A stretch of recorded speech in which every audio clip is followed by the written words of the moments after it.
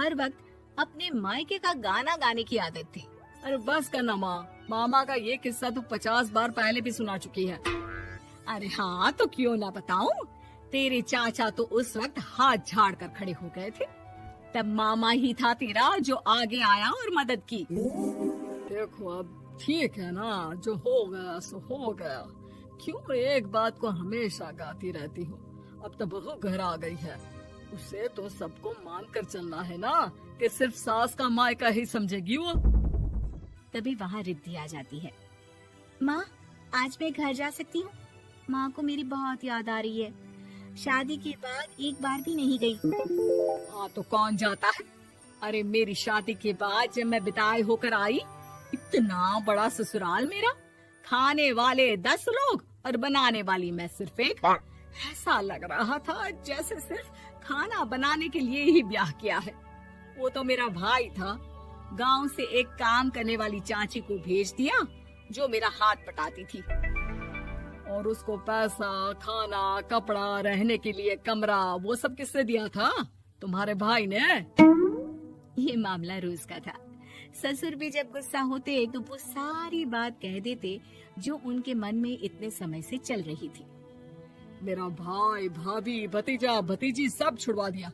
मैंने जीवन भर सिर्फ तुम्हारे परिवार वालों से निभाया, लेकिन अब भी चैन नहीं है तुमको।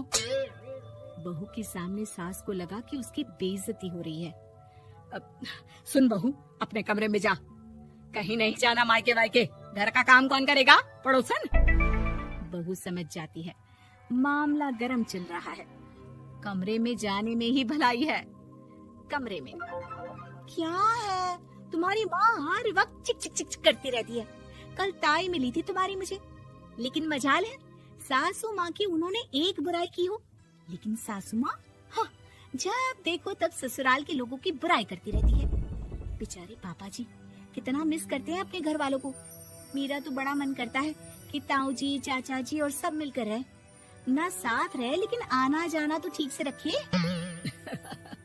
हिंदुस्तान और पाकिस्तान एक हो सकता है, लेकिन चाचा और ताऊ के परिवार के साथ हम लोगों का मिलन ना जी ना, कभी नहीं हो सकता। ये बात है। देखिए मेरे साथ ना ज्यादा चैलेंज मत करिएगा। ऐसा कोई काम नहीं है जो मैं नहीं कर सकती। ससुर जी जो कि बहू की बात सुन रहे थे सामने आ जाते हैं। अरे बेटा, तू ये कर सकती है तो प्लीज मेरा परिवार किसी तरह मुझसे मिलवा दे। सारी जवानी तो मैंने किसी तरह काट ली, लेकिन जीवन के इस पड़ाव पर बहुत याद आती है मेरे परिवार की। हाँ हाँ पिताजी, आप चिंता मत करिए, बस मेरा साथ देते रहिए आप दोनों। फिर देखिए कैसे माँ जी भी ठीक हो जाएंगी और पूरा परिवार भी एक हो जाएगा। थोड़ी देर बाद बहू सामान लेकर घर से निकल रही होती है कि मना किया था ना तुझे मायके जाने के लिए, फिर क्यों जा रही है? बहू कुछ कहती इससे पहले ही बेटा बोलने लगता है। क्या है माँ, वो घर जा रही है। वैसे भी उसके माता पिता ने मुझे 10 लाख दिए तब जाकर मेरा काम शुरू हो पाया, वरना तूने मेरे लिए किया क्या है? अरे वाह बेटा, बचपन से पढ़ाया लिखाया, तेरे दुख दर्द में जगी, और आज वो लोग तुझे सही लग रहे हैं। और फिर ससुराल में लड़की खुश रहे, ये तो मायके वालों की जीवन भर की जिम्मेदारी रहती है। तो ये तुमको भी तो सोचना था ना। ताऊ जी ने पापा को पढ़ाया लिखाया, जब तुम नहीं आई थी तो पापा के लिए ताई जी ने पापा की माँ की तरह देखभाल की। अब बोलिए। अरे तू कुछ नहीं जानता बेटा, तेरे पापा को सब पता है, तभी वो उन लोगों से वास्ता नहीं रखते। मैं उन लोगों को जानता हूँ, लेकिन मैं तुम्हें नहीं जानता कि तुम्हारे मन के लायक काम नहीं हुआ तो तुम घर की शांति बर्बाद कर दोगी। सास जोर जोर से चिल्लाने लगती है। तभी वहाँ सास का भाई आ जाता है। अरे क्यों आप लोग मेरी बहन को परेशान करते रहते हैं?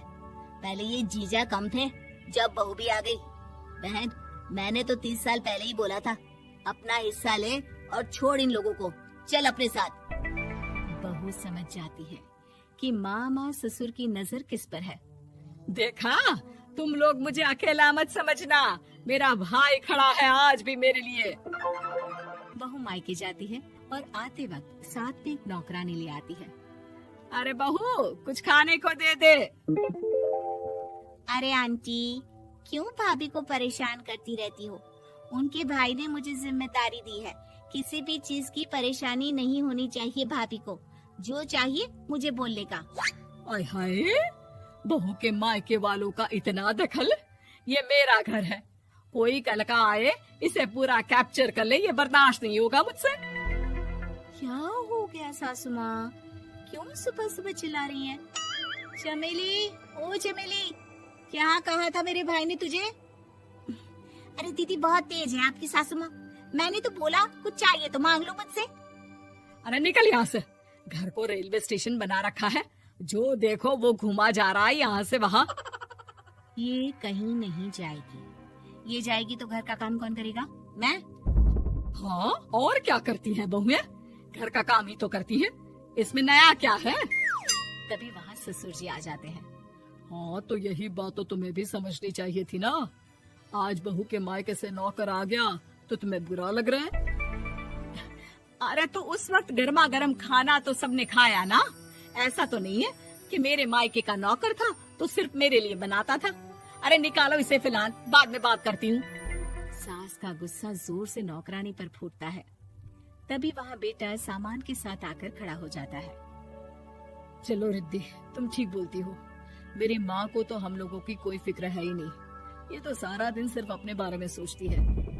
और देखिए, मैं अब से कह रही हूँ कि अब से इस घर की तरफ आपको देखना भी नहीं है।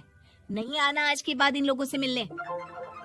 हाँ हाँ, बस कभी कभी दिन में 2 बार मिलने आ जाओ। नहीं, बिल्कुल नहीं।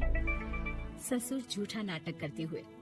मेरी बीवी ने मुझे मेरे ही परिवार से दूर कर दिया, आज बहू मेरा इकलौता बेटा दूर कर रही है।